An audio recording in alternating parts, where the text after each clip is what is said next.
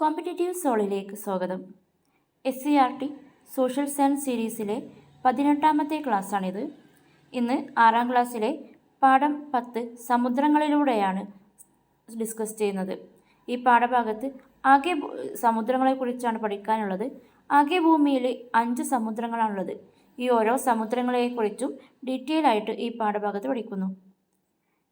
പാഠഭാഗത്തേക്ക് കടക്കാം. പാഠഭാഗത്ത് ആദ്യം വരുന്നത് ഒരു ഇൻട്രൊഡക്ഷനായിട്ട് NV കൃഷ്ണവാര്യരുടെ വെള്ളപ്പൊക്കം എന്ന കവിതയിലെ കുറച്ച് വരികളാണ്.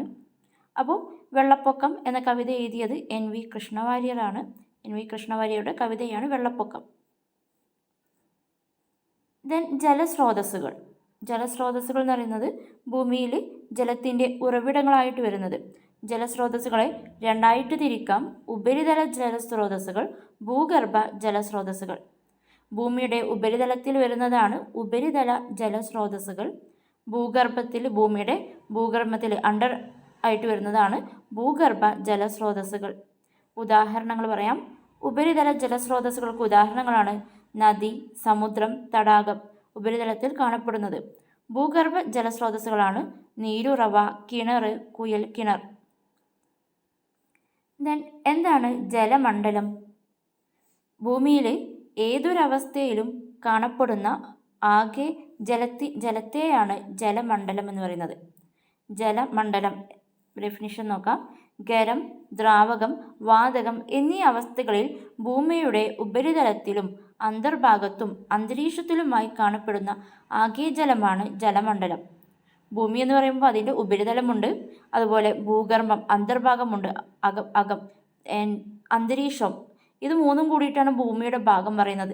ഈ മൂന്ന് ഉപരിതലത്തിലും അന്തർഭാഗത്തും അന്തരീക്ഷത്തിലുമായിട്ട് ഖരം, ദ്രാവകം, വാതകം എന്നീ അവസ്ഥകളിൽ കാണപ്പെടുന്ന ആകെ ജലത്തെയാണ് ജലമണ്ഡലം എന്ന് പറയുന്നത്. ദെൻ ജലപരിവൃത്തി. ഓരോ ദിവസവും ഓരോ ആളുകളും ഒരുപാട് ജലം യൂസ് ചെയ്യുന്നുണ്ട്. അങ്ങനെ മൊത്തത്തിൽ ഭൂമിയിലെ ആളുകളുടെ ജലത്തിൻ്റെ കൺസ്യൂമിങ് വളരെ വലുതാണ്. പക്ഷെ ജലത്തിൻ്റെ കുറവ് വരുന്നുണ്ടോ? ഇല്ല. ഇതിനുള്ള കാരണം എന്താണ്? ജലപരിവൃത്തിയാണ്. ജലപരിവൃത്തി എന്താണ്? ഭൂമിക്കുള്ളിലും ഭൗമോപരിതലത്തിലും അന്തരീക്ഷത്തിലുമായുള്ള ജലത്തിൻ്റെ ചാക്രിക ചലനമാണ് ജലപരിവൃത്തി. ഭൂമിക്കുള്ളിലും അതുപോലെ ഭൗമോപരിതലത്തിൽ അന്തരീക്ഷത്തിലും ആയിട്ടുള്ള ജലത്തിൻ്റെ ചാക്രിക ചലനം, അതായത് ചാക്രികം പറഞ്ഞാൽ സർക്കുലർ ചലനമാണ് ജലപരിവൃത്തി. ജലമണ്ഡലത്തിലെ ജലപരിവൃത്തി ഫലമായാണ് വെള്ളം ഉപയോഗത്തിനനുസരിച്ച് തീർന്നു പോവാത്തത്. ഇതിൻ്റെ ഡയഗ്രാം നോക്കിയാൽ ഒന്നുകൂടെ മനസ്സിലാവും. ജലപരിവൃത്തി അതായത് തടാകങ്ങൾ, സമുദ്രങ്ങൾ, നദികൾ, ഇങ്ങനെയുള്ള ഈ ജലങ്ങൾ, അതുപോലെ തന്നെ ഉപരിതലത്തിൽ വരുന്ന ജലസ്രോതസ്സുകൾ, അതുപോലെ കിണറുകൾ, കുഴൽക്കിണറുകൾ, ഇതിലെല്ലാം ജലം ചൂടാവുമ്പോൾ നീരാവിയായിട്ട് ബാഷ്പീകരണത്തിലൂടെ അന്തരീക്ഷത്തിലേക്ക് എത്തുന്നു. ഭൂമിയിൽ നിന്ന് ജലസ്രോതസ്സുകളിൽ നിന്ന് ബാഷ്പീകരിച്ച് അന്തരീക്ഷത്തിലേക്ക് എത്തുന്നു. അന്തരീക്ഷത്തിൽ വെച്ച് ജലം തണുക്കുകയും ഘനീകരണം സംഭവിച്ച് ബാഷ്പീകരണത്തിലൂടെ മുകളിലെത്തുകയും അത് ഘനീകരണം സംഭവിച്ച് മേഘങ്ങളായി മാറുന്നു. ഈ മേഘങ്ങൾ അങ്ങനെ ഒരുപാട് ജലം എത്തി ഇവിടെ ഘനീകരണം സംഭവിച്ച് മേഘങ്ങളാവുകയും അതിന് ഭാരം കൂടുമ്പോൾ അത് മഴയായിട്ട് ഭൂമിയിലോട്ട് തന്നെ വർഷിക്കുകയും ചെയ്യുന്നു. അപ്പോൾ ഭൂമിയിൽ നിന്ന് അന്തരീക്ഷത്തിൽ, അത് ഭൂഗർഭജലത്തിൽ നിന്നും ഭൂമിയുടെ ഉപരിതലത്തിൽ നിന്നും അന്തരീക്ഷത്തിലേക്ക് എത്തി, ആ അന്തരീക്ഷത്തിൽ നിന്ന് തിരിച്ച് ഭൂമിയുടെ ഉപരിതലത്തിലേക്ക് തന്നെ എത്തി. ഇതിനെയാണ് ചാക്രിക ചലനം എന്ന് പറയുന്നത്. ബാഷ്പീകരണം, ഘനീകരണം, വർഷണം, ഈ 3 പ്രോസസ്സ് ചാക്രികമായിട്ട് നടക്കുകയാണ്. ബാഷ്പീകരണത്തിലൂടെ അന്തരീക്ഷത്തിലെത്തുന്നു, ഘനീകരണം സംഭവിച്ച് അവിടെ നിൽക്കുന്നു, ഘനീകരണത്തിന് ശേഷം വർഷണത്തിലൂടെ അത് ഭൂമിയിലോട്ട് തന്നെ എത്തുന്നു. ഇതിനെയാണ് ജലപരിവൃത്തി എന്ന് പറയുന്നത്. ഓരോന്നും നോക്കാം. ബാഷ്പീകരണം. ഒരു ദ്രാവകം താപത്തിൻ്റെ സഹായത്താൽ വാതകാവസ്ഥയിലേക്ക് മാറുന്ന പ്രക്രിയയാണ് ബാഷ്പീകരണം. താപത്തിൻ്റെ സഹായത്താൽ വാതകാവസ്ഥയിലേക്ക് മാറുന്നു. ഘനീകരണം, കണ്ടൻസേഷൻ. വായുവിലെ ജലബാഷ്പം, നീരാവി തണുത്ത് ജലമായിട്ട് മാറുന്ന പ്രക്രിയയാണ് ഘനീകരണം. ഘനീകരണം എന്ന് പറയുന്നത് നീരാവി, അതായത് വാതക രൂപത്തിലുള്ളത് ദ്രാവകമായിട്ട് മാറുന്നതിനെയാണ് ഘനീകരണം എന്ന് പറയുന്നത്. വർഷണം. തുടർച്ചയായ ഘനീകരണത്തിലൂടെ മേഘങ്ങളിലെ ജലകണികകളുടെ വലുപ്പവും ഭാരവും കൂടുമ്പോൾ അന്തരീക്ഷത്തിൽ തങ്ങി നിൽക്കാനാവാതെ അവ ദ്രാവക രൂപത്തിലോ ഖരരൂപത്തിലോ ഭൂമിയിലേക്ക് പതിക്കുന്ന പ്രക്രിയ. അതായത് അവിടെ ഘനീകരണത്തിലൂടെ സംഭവിച്ച മേഘങ്ങളിൽ ജലകണികകളുടെ വലിപ്പം അല്ലെങ്കിൽ ഭാരമൊക്കെ കൂടുമ്പോൾ അത് വർഷണമായിട്ട് ദ്രാവക രൂപത്തിലോ ഖരരൂപത്തിലോ ആയിട്ട് വർഷിക്കുന്നു. ദ്രാവക രൂപം എന്ന് പറയുമ്പോൾ മഴയായിട്ടും, ഖരരൂപം എന്ന്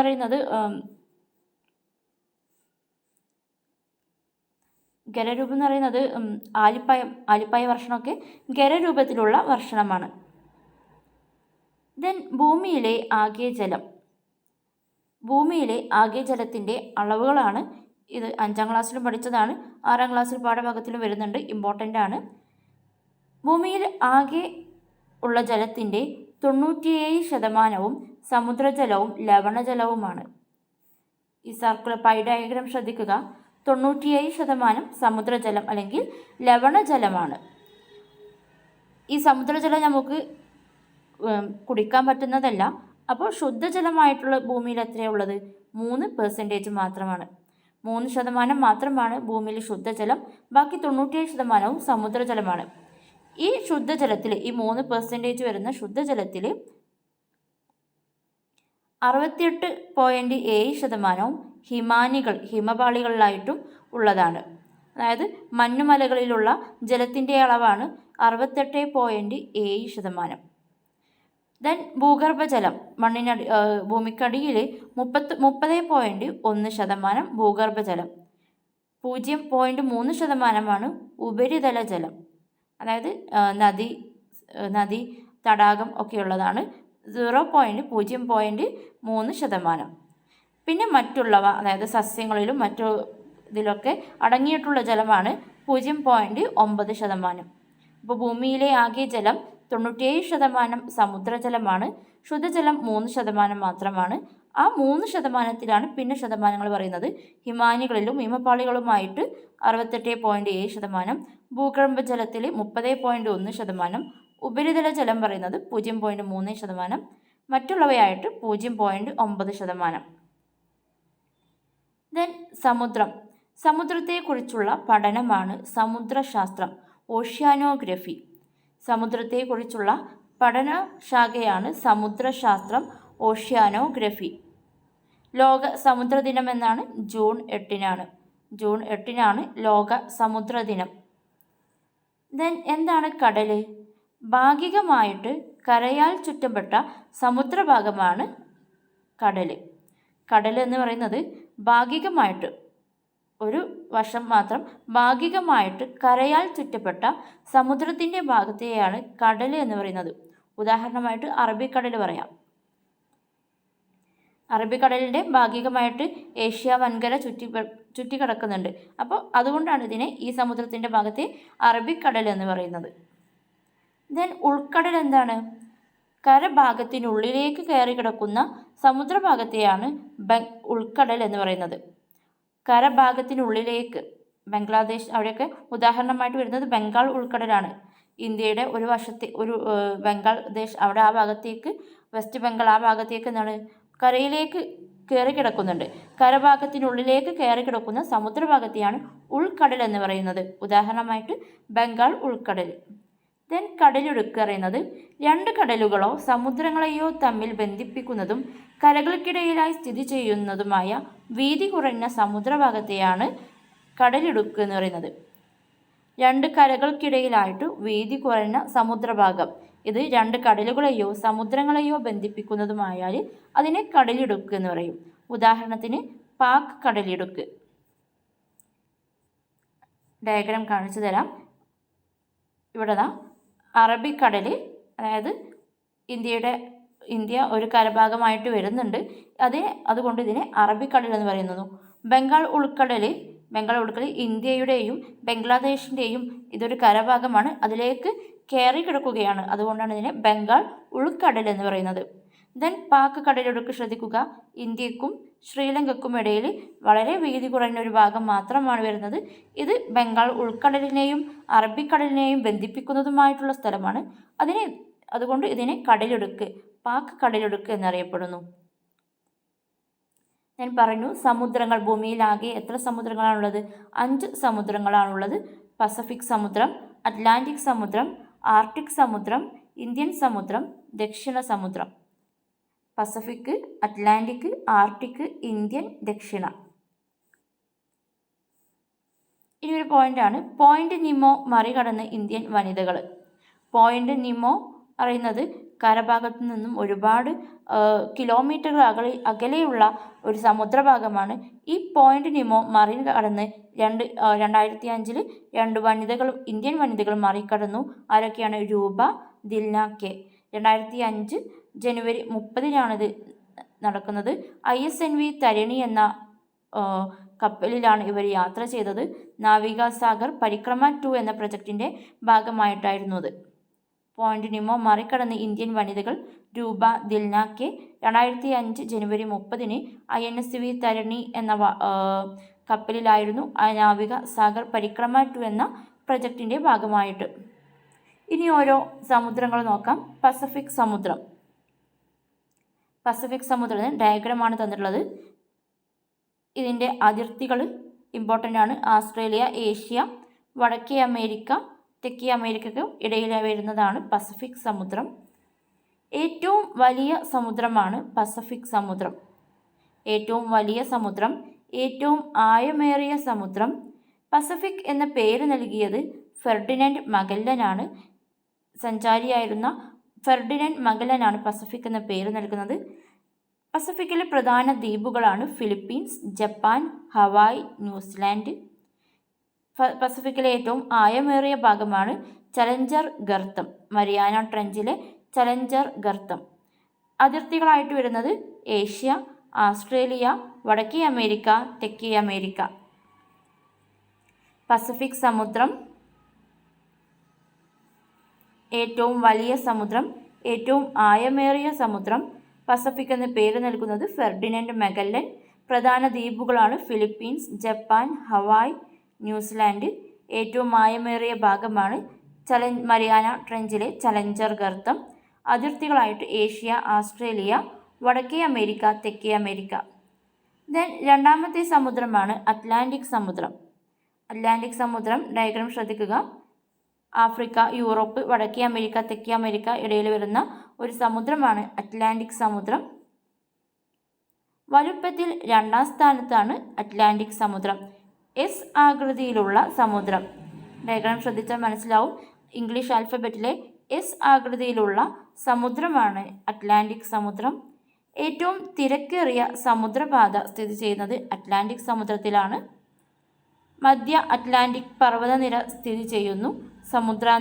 സമുദ്രാന്തർ പർവ്വതനിര, അതായത് സമുദ്രത്തിന് നടുക്ക് സ്ഥിതി ചെയ്യുന്ന പർവ്വതങ്ങളെയാണ് സമുദ്രാന്തർ പർവ്വതനിര എന്ന് പറയുന്നത്.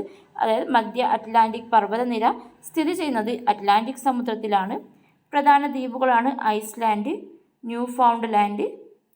ഏറ്റവും ആഴമേറിയ ഭാഗമാണ് പൂർട്ടോറിക്കോ ട്രെഞ്ചിലെ മിൽവോക്കി ഡീപ്പ്. അതിർത്തികളാണ് ആഫ്രിക്ക, യൂറോപ്പ്, തെക്കേ അമേരിക്ക, വടക്കേ അമേരിക്ക. അറ്റ്ലാന്റിക് സമുദ്രം ഏറ്റവും വലുപ്പത്തിൽ 2ാം സ്ഥാനത്ത് നിൽക്കുന്ന സമുദ്രമാണ് അറ്റ്ലാന്റിക് സമുദ്രം. വടക്കേ അമേരിക്ക, തെക്കേ അമേരിക്ക, ആഫ്രിക്ക, യൂറോപ്പ് ഈ 4 ഭൂഖണ്ഡങ്ങൾക്ക് ഇടയിൽ വരുന്നതാണ്. യൂറോപ്പിനും അമേരിക്കയ്ക്കും ഇടയിൽ വരുന്നതായതുകൊണ്ട് തന്നെ ഏറ്റവും തിരക്കേറിയ സമുദ്രപാതയുള്ളത് അറ്റ്ലാന്റിക് സമുദ്രത്തിലാണ്. അറ്റ്ലാന്റിക് സമുദ്രത്തിൻ്റെ നടുക്ക് വരുന്ന സമുദ്രാന്തർ പർവ്വതനിരയാണ് മധ്യ അറ്റ്ലാന്റിക് പർവ്വതനിര. പ്രധാന ദ്വീപുകളാണ് ഐസ്ലാൻഡ്, ന്യൂഫൗണ്ട്ലാൻഡ്. ഏറ്റവും ആഴമേറിയ ഭാഗം പൂർട്ടോറിക്കോ ട്രെഞ്ചിലെ മിൽവോക്കി ഡീപ്പ്. ദെൻ ഇന്ത്യൻ സമുദ്രം. ഇന്ത്യൻ സമുദ്രം ഏഷ്യ, ആഫ്രിക്ക, ആസ്ട്രേലിയക്ക് നടുക്ക് വരുന്നതാണ് ഇന്ത്യൻ സമുദ്രം. മലാക്ക കടലിടുക്ക്, അതായത് ഇന്ത്യൻ സമുദ്രത്തെയും പസഫിക് സമുദ്രത്തെയും ബന്ധിപ്പിക്കുന്ന ഭാഗമാണ് മലാക്ക കടലിടുക്ക്. ഇത് ഇന്ത്യൻ സമുദ്രത്തിലുള്ള ഒരു ഭാഗമാണ്. ഇന്ത്യൻ സമുദ്രത്തെയും പസഫിക് സമുദ്രത്തെയും ബന്ധിപ്പിക്കുന്ന ഭാഗത്തെയാണ് മലാക്ക കടലിടുക്ക് എന്ന് പറയുന്നത്. ഇന്ത്യൻ സമുദ്രത്തിലെ പ്രധാന ദ്വീപുകളാണ് ആൻഡമാൻ നിക്കോബാർ, ലക്ഷദ്വീപ്, മാലിദ്വീപ്, ശ്രീലങ്ക. ഏറ്റവും ആയമേറിയ ഭാഗം ജാവ ട്രെഞ്ച്.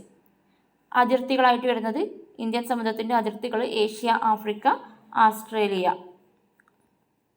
ഇന്ത്യൻ സമുദ്രം മലാക്ക കടലിടുക്ക് എന്ന് പറയുന്നത് ഇന്ത്യൻ സമുദ്രത്തെയും പസഫിക് സമുദ്രത്തെയും ബന്ധിപ്പിക്കുന്ന ഭാഗത്തെയാണ്. പ്രധാന ദ്വീപുകൾ ആൻഡമാൻ നിക്കോബാർ, ലക്ഷദ്വീപ്, മാലിദ്വീപ്, ശ്രീലങ്ക.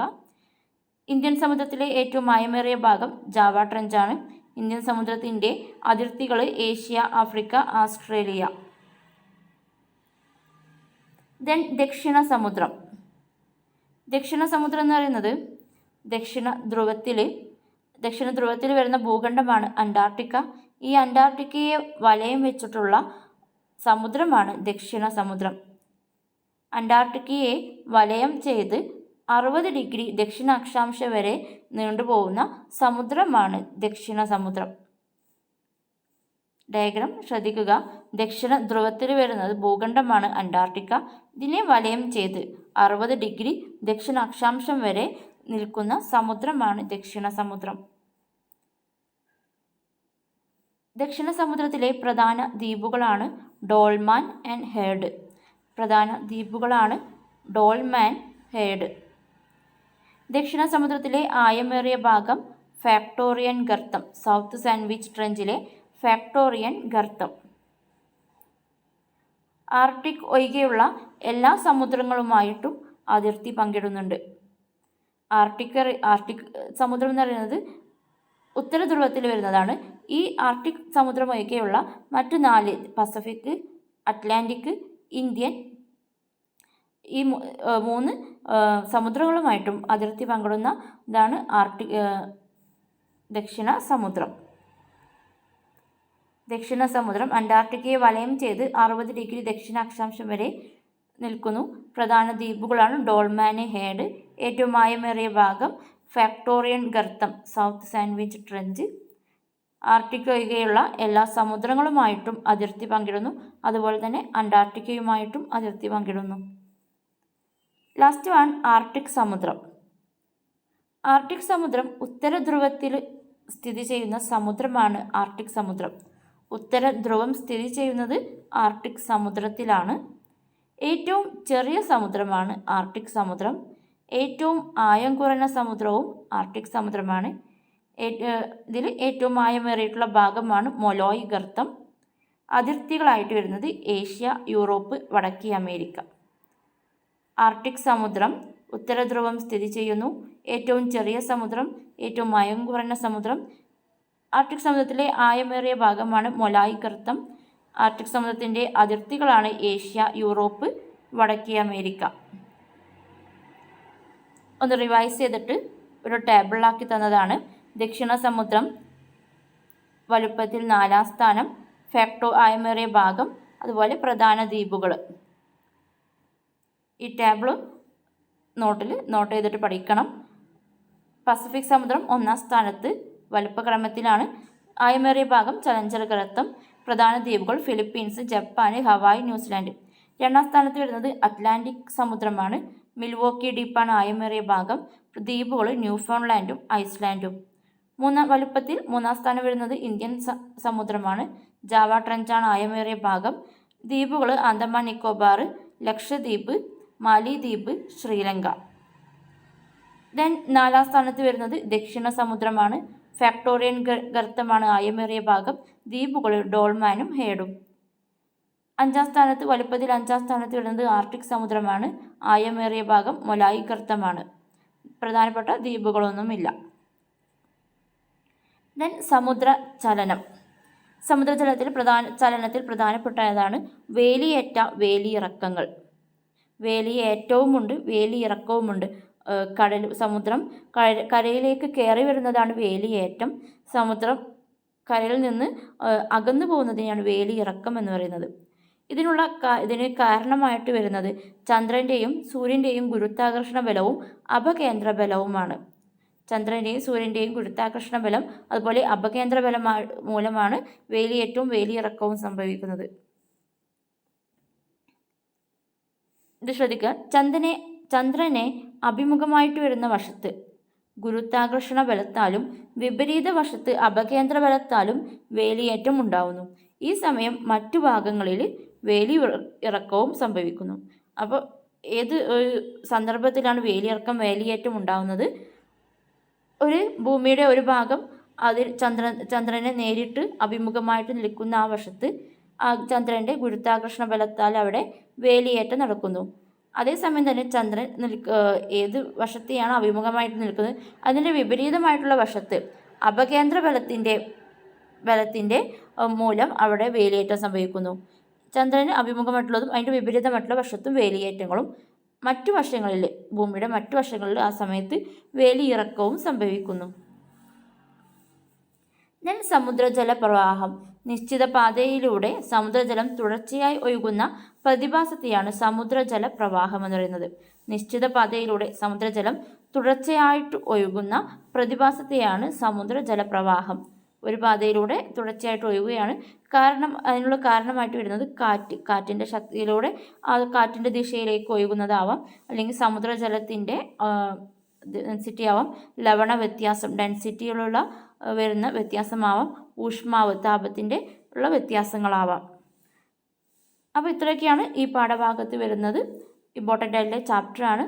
തുടർന്ന് വരുന്ന പാഠഭാഗങ്ങൾക്ക് വേണ്ടിയിട്ട് ചാനൽ സബ്സ്ക്രൈബ് ചെയ്ത് വെക്കുക. താങ്ക്സ്.